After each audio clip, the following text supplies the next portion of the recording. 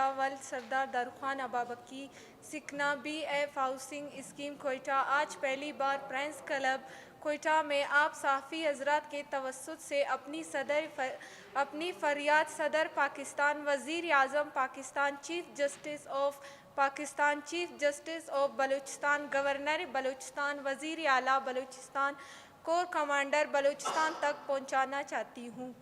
آپ سب کو معلوم ہے کہ میرے والد سردار داروخان ابابکی مورخہ 28 دسمبر 2010 کو ہمارے گھر واقع سریا مل بی ایف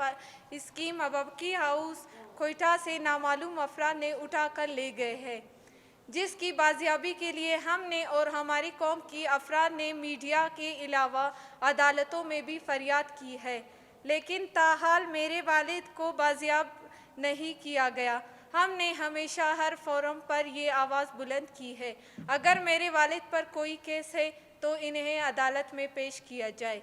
میرے والد کی بازیابی کے لیے میرے بڑے بھائی سردار زادہ محمد انور ابابکی نے جدوجہد جاری رکھی، جس کی وجہ سے اس کی تعلیم بھی ادھوری رہ گئی، مگر میرے والد کی بازیابی کی بجائے مجھے میرے بڑے بھائی کی لاش کا تحفہ دیا گیا اور مقدمہ نے 126/2019 تھانہ سیالکوٹ کے ایریا میں مورخہ 15 اکتوبر 2019 کو دن دہاڑے میرے بھائی کو گولیاں مار کر شریف آباد چوک کوئٹہ میں شہید کیا گیا، اور اس واقعے میں بھی FIR درج ہونے کے بعد مقدمہ کا فیصلہ ابھی تک نہیں آیا کہ اس دوران ہمارے قریبی رشتہ دار ٹکری امیر حمزہ ابابکی اور اس کے ساتھیوں پر پھر ایک بار دن میں دن دہاڑے حملہ کر کے ہمارے گھر کے قریب مورخہ 14 جون 2021 کو ٹکری امیر حمزہ ابابکی کو شہید کیا گیا اور اس کے 2 ساتھیوں کو زخمی کر دیا گیا، اور اس واقعے کے FIR نمبر 109/2021 تھانہ نیو سریاب روڈ کوئٹہ میں درج کی گئی، اور ابھی تک میرے بڑے بھائی سردار زادہ محمد انور ابابکی اور رشتہ دار ٹکری امیر حمزہ ابابکی کی قبروں کی مٹی خشک نہیں ہوئی تھی کہ مورخہ 21 نومبر 2021 کو میرے چچا سردار زادہ میر محمد خان ابابکی کو مستونگ کے قریب ولی خان کے علاقے میں گولیاں مار کر شہید کیا گیا۔ اس واقعے میں ان کے ساتھ لقمان ابابکی، رحمت اللہ مینگل، یحییٰ ابابکی، سلیم ابابکی شہید ہوئے اور دیگر 2 افراد نعمت اللہ مری، قدیم ابابکی زخمی ہوئے، اور اس واقعے کے بعد FIR نمبر 34/2021 ولی خان لیویز تھانہ مستونگ میں درج کی گئی، اور اس واقعے کو سوشل میڈیا پر آڈیو کلپ کے ذریعے قبول کی گئی، اور سپاہ قاتلوں نے اس آڈیو کلپ کو مختلف واٹس ایپ گروپ میں چلایا اور ان تمام حقائق کو مستونگ انتظامیہ کے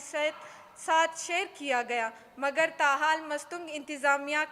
انتظامیہ کی طرف سے اس دردناک واقعہ میں ملوث ملزمان کو نہ تو گرفتار کیا گیا اور نہ ہی تفتیش میں کیے گئے پیش رفت سے نہ آگاہ کیا گیا۔ ہم پاکستانی شہری ہیں اور مندرجہ بالا پے در پے واقعات کے بعد ہمارے خاندان کے افراد کا گھر سے نکلنا ناممکن ہو گیا ہے اور ہمیں کسی قسم کا تحفظ نہیں دیا جا رہا، لیکن حالیہ دلخراش واقعہ کے بعد بھی حکومتی سطح پر نہ تو ہم سے کسی ہمدردی کا اظہار کیا گیا اور نہ ہی کسی قسم کا نوٹس لیا گیا، جبکہ دوسری طرف اس مقدمہ میں کسی پیش رفت سے نہ آگاہ کیا گیا۔ میں آپ صحافی حضرات کے توسط سے صدر پاکستان، وزیر اعظم Pakistan, chief of army staff, governor Balochistan, chief justice of Balochistan, chief justice of Pakistan, وزیر اعلیٰ بلوچستان، کور کمانڈر بلوچستان اور انسانی حقوق کی تنظیموں اور اعلیٰ حکام سے اپیل کرتی ہوں